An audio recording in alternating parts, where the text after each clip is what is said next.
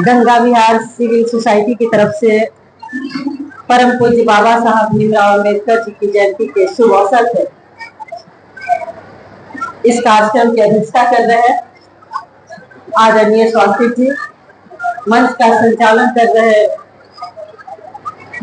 नंद किशोर जी और इस कार्यक्रम में मुझे आमंत्रित करने वाले हमारे छोटे भाई अशोक जी और राजेश राम जी, और यहाँ पर आपके सोसाइटी के सभी तमाम सामाजिक कार्यकर्ता, समाज के प्रति संवेदना रखने वाले सभी बुद्धिजीवीगण, यहाँ पर हमारे कांग्रेस पार्टी के पटना जिला के अध्यक्ष शशि रंजन जी, राजीव मेहता जी और हमारे पार्टी के तमाम कार्यकर्ता और नेतागण। इस सभागार में हमारे पतिदेव भी उपस्थित हैं और इस सभा में उपस्थित हमारे विभिन्न स्कूलों से आई बेटियां, प्रोफेसर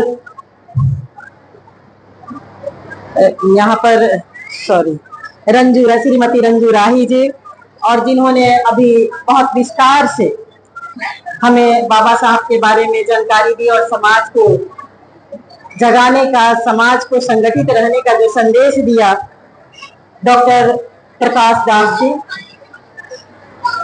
मूल निवासी आदरणीय वीरेंद्र जी, आप सभी का मैं हार्दिक अभिनंदन और स्वागत करती हूँ। और अपने समाज में, क्योंकि मैं दलित समाज से आती हूँ, अपने समाज में जन्मे सभी संतों, गुरुओं, महापुरुषों को मैं नमन करती हूँ।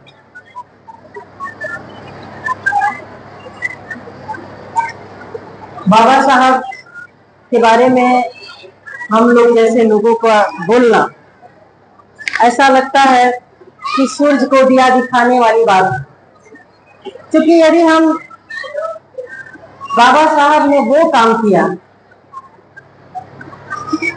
जिसको शब्दों में हम बयान नहीं कर सकते। वर्षों से जो समाज सामाजिक और मनुवाद की गुलामियों में जकड़ी हुई, जिसको कहीं भी घूमने की, फिरने की, पढ़ने की, लिखने की, यहाँ तक कि खुले तालाबों में पानी लेने की आजादी नहीं,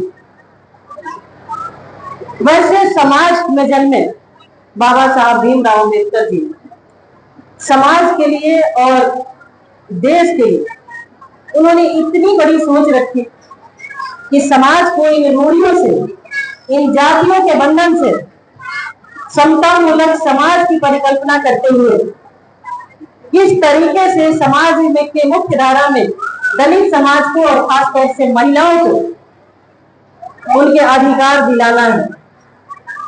तो हम ये कह सकते हैं कि यदि हम यहाँ पे खड़े हैं, मैं एक जनप्रतिनिधि हूँ और चुनाव जीत करके आई हूँ, और उस इलेक्शन में आप जानते हैं कि हर जाति के लोग वोट करते हैं, और ये भी बाबा साहब का ही देन। तो यहाँ मैं खड़ी हूँ तो ऐसा लगता है कि हमारे पीछे, हमारे साथ बाबा साहब भीमराव अम्बेडकर खड़े हैं, जिनके ताकत के बदौलत आज मैं यहाँ खड़ी हूँ। और इस सभागार में लोग जो बैठे हुए हैं वो मुझे आमंत्रित करके मुझे बोलने का मौका दिए हैं, और मैं आपके सामने दो शब्द बोल पा रही हूँ। जब हमारे बच्चे एग्जामिनेशन हॉल में जाते हैं, जब वो परीक्षा देते हैं, तब वो अपने अधिकार की बात करते हैं कि मैं दलित समाज से आता हूँ, मेरा ये अधिकार बनता है, हम आरक्षण हमें चाहिए। उस समय भी बाबा साहब भीमराव अम्बेडकर उसके बगल में खड़े होकर के उस बच्चे का मनोबल बढ़ाते होते हैं कि उन्होंने उसको इस लायक बनाया है कि इस समाज में, जहां मनुवादी समाज के लोगों ने, मनुवादियों ने दलितों को, और खास तौर से मैं ये कहते हुए मुझे दुख भी हो रहा है और ये बताना भी जरूरी है कि इसी हिंदुस्तान में दलित महिलाओं को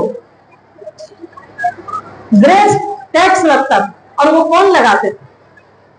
वही मनुवादी लगाते थे। वो उनके तन को, उनके स्तन को ढकने नहीं देते थे, बोलते थे कि तुमको स्तन खुला रखना है, तुमको हाफ कपड़े पहन के रहना है, यदि स्तन तुम ढकोगे तो उसके लिए टैक्स लगेगा। तो बहुत सी बातें हैं जो हम बात करें तो हमारे प्रोफेसर साहब ने भी कहा कि कई दिन लग जाएंगे, लेकिन उतना विस्तार से बात करने की जरूरत नहीं है, क्योंकि हम हैं तो इसलिए है कि बाबा साहब हमारे साथ और उन्होंने संविधान की रक्षा की, संविधान का निर्माण किया और उस संविधान में सब लोगों के अधिकारों की बात। आज जिस तरीके से ये हम कहते हैं कि दलित दलित और वो एक पोस्टर बॉय बन के वोट डाल गए हैं आदरणीय बाबा साहब भीमराव अम्बेडकर। जहां देखिए बाबा साहब की जयंती मनाई जा रही है, बाबा साहब का फोटो लगाया जा रहा है, लेकिन जब जब जिस समय उनका जन्म हुआ, जब वो संघर्ष कर रहे थे, उस समय की क्या स्थिति रही होगी। उस समय उनको तालाब से पानी नहीं पीने दिया जाता, उस समय उनको पढ़ने का अधिकार नहीं था, लेकिन उसके बावजूद भी वो लड़ करके वो हमें अधिकार दिलाए कि आज हम इस लायक। लेकिन दुख इस बात का होता है कि समाज, उन्होंने कहा था शिक्षित बनो, संगठित हो, संघर्ष करो। हम नौकरी पेशे वाले जो होते हैं उनको लगता है कि नेता हमारे लिए कुछ नहीं करते, नेता होते हैं वो कहते हैं कि समाज में जो नौकरी पेशा वाले वो हमारे लिए कुछ नहीं करते। तो ऐसे नहीं चलेगा, समाज को संगठित होने की जरूरत है। और यदि हम यहाँ पे बैठे हुए हैं तो ऐसा नहीं है कि बाबा साहब के बाद जो दलित नेता हुए या दलित चिंतक हुए उन्होंने कुछ नहीं किया, उन्होंने भी लड़ाई लड़ी है, वो लड़ रहे हैं। जिस जगह पे जो है, जहां जिस जगह पे उनको मौका मिलता है वो लड़ते हैं। आज देश के अंदर स्थिति ऐसी होते जा रही है कि नौकरियां खत्म करने की बातें हो रही है। आरक्षण आरक्षण आरक्षण आरक्षण सिर्फ दलितों के लिए ही नहीं मिला, आरक्षण पिछड़े समाज को भी मिला, आरक्षण महिलाओं को भी मिला। लेकिन कहाँ महिलाएं बाबा साहब भीमराव अम्बेडकर की जयंती मना रही है? दूसरे समाज की महिलाएं नहीं मानती हैं कि बाबा साहब की वजह से आज मुझे अधिकार मिला है। आज बिहार में जो 50% आरक्षण की बात होती है कि महिलाओं को पंचायती राज में आरक्षण उनका अधिकार मिला है, तो वो कहाँ से मिला है? संविधान में वो प्रदत्त, संविधान ने जो अधिकार दिया इसकी वजह से महिलाओं को राजनीति करने का अधिकार मिला। तो महिला को भी बाबा साहब को कृतज्ञ होना चाहिए, बाबा साहब के प्रति आभार व्यक्त करना चाहिए कि इस देश में हम जन्मे हैं, वो देश आजादी के साथ ही हमें वोट देने का अधिकार। हम सबको पता है, क्योंकि जिस समाज में हम यहाँ बैठे हुए हैं ये गंगा बिहार सिविल सोसाइटी के लोग हैं और सब लोग को पता है कि हिंदुस्तान में वही वोट करते थे जो बीए पास होते थे, जिनके पास जो जमींदार होते थे। गरीब लोगों को वोट देने का अधिकार नहीं। महिलाओं को तो अमेरिका में 100 साल संघर्ष करना पड़ा, 100 साल के बाद उन्हें अधिकार मिला वोट देने का। वोट एक बहुत बड़ी ताकत है, आपके अपने हिसाब से अपने काम करने वाले, अपने मतलब के सरकार को चुनने का। लेकिन हम बोलते हैं कि सरकार, नेता कुछ नहीं करता है। लेकिन आज जिनकी हम पूजा करने के लिए बैठे हैं, जिनका जयंती मना रहे हैं, ये भी एक नेता थे। इन्होंने भी संघर्ष किया और ये देश के पहले कानून मंत्री बने। ये ऐसे बोलते कि शायद नेतागिरी से कुछ नहीं होता है, तो आज हमें यहाँ बैठने का, बोलने का और खास तौर से दलितों की मैं बात करूं तो कुआं पे पानी पीने का अधिकार नहीं है। और जो झाड़ू बांध के हम घूमते होते, आज भी हम घूमते ही रहे। इसलिए आप लोग सिट टुगेदर, ईट टुगेदर, थिंक टुगेदर, जो बाबा साहब ने कहा था, आप बैठिए, खाइए, बात कीजिए, बात समाज की कीजिए, वर्तमान परिस्थितियों पे बात होनी चाहिए। जिस तरीके से देश के अंदर प्राइवेटाइजेशन हो रहा है, नौकरियां खत्म की जा रही हैं, कौन खत्म कर रहा है? दलित लोग नहीं खत्म कर रहे हैं, और हम इकट्ठे नहीं है इसलिए खत्म हो रहा है। कल स्थिति ऐसी हो जाएगी कि हमारे बच्चे पढ़ लिख जाएंगे लेकिन उनको नौकरी नहीं मिलेगी, क्योंकि वैसे मनोवादी लोगों ने अपना अपना कंपनी बना रखा है और कंपनी बना करके उसमें उन्हीं को नौकरी देना चाहते हैं जिनको वो चाहते हैं। आर्थिक रूप से आप कमजोर होंगे, आप सामाजिक रूप से भी कमजोर हो जाएंगे। आदमी मजबूत कब होता है? जब वो आर्थिक रूप से मजबूत होता है। आज हमारे पास कपड़ा कब होगा, गाड़ी कब होगी, हम अच्छे घरों में कब रहेंगे? जब आर्थिक रूप से सशक्त होंगे। आर्थिक रूप से सशक्त होने के लिए सामाजिक एकता बहुत जरूरी है। जब हम समाज में एकता नहीं बना पाएंगे तो फिर हम अपनी आजादी को कायम रखें, ये भूल जाइए कि हम आजाद फिर से गुलाम होने जा रहे हैं।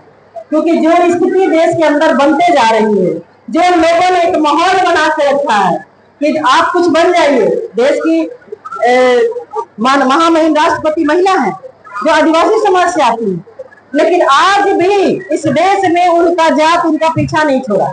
रामनाथ कोविंद जी भी देश के महामहिम राष्ट्रपति बने, लेकिन जात पीछा नहीं छोड़ा। बिहार की बात करूं, बिहार के माननीय मुख्यमंत्री आदरणीय जीतन राम मांझी जी मुख्यमंत्री बन गए, लेकिन जब उन्होंने मंदिर में पूजा किया और जब मंदिर से आए तो मंदिर को धोया गया।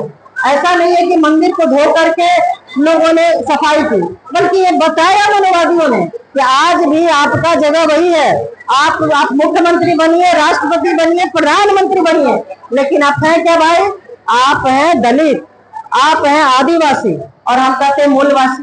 तो जब तक हम संगठित नहीं होंगे, समाज की जब बात हो, किसी दल की बात हो, तो दल बल से ऊपर उठ करके समाज की बात करें, समाज के लिए एकजुट खड़े हो और समाज के लिए लड़े, क्योंकि हम भी हिंदुस्तानी हैं और इस देश को बनाने में, इस देश की एकता और अखंडता को बनाने के लिए बाबा साहब ने एक बहुत बड़ा ग्रंथ दिया और उस ग्रंथ को हम संविधान कहते हैं, जिसके माध्यम से ये हमारा देश चल रहा है। जब कोई महिलाओं पे अत्याचार होता है तो किस कानून के तहत वो अपना न्याय मांगती है? किसी गरीब के खिलाफ जब कोई अत्याचार होता है, किसी की हत्या होती है, क्या वो दलितों की सिर्फ हत्या होती है? लूटपाट होता है, क्या सिर्फ दलितों के साथ लूटपाट होता है? किसी के साथ भी यदि देश में अन्याय अत्याचार होता है तो वो देश के कानून के माध्यम से न्याय मांगता है। इसलिए मैं आप लोगों से कहना चाहती हूँ कि ये कहना कि मैं दलित हूँ, मुझे नहीं लगता कि मैं ये कहूँ कि मैं चमार हूँ तो मैं दुखी हूँ, बिल्कुल नहीं। मैं इंसान हूँ और हर लोग है, हर जातियां बनी हुई है। जब किसी को अपनी जाति बताने में कोई गुरेज नहीं है, वो इन भावनाओं से ग्रसित नहीं होता है, तो मैं क्यों हूँ?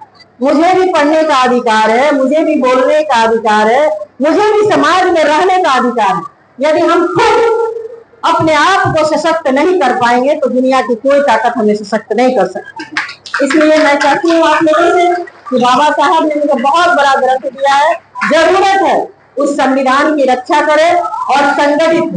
जो समाज अपने इतिहास को भूल जाता है वो समाज आगे नहीं बढ़ता, क्योंकि समाज के इतिहास से हमें प्रेरणा मिलती है और उस प्रेरणा से जागृति आती है, जागृति से हमारी सोच बदलती है, सोच से हमें ताकत मिलती है, ताकत हमें शक्ति देता है और शक्ति हमें क्या देता है? सत्ता देता है। और बाबा साहब ने कहा था कि तुम्हारे तकदीर की चाबी सत्ता के हाथों में है और सत्ता कहाँ है?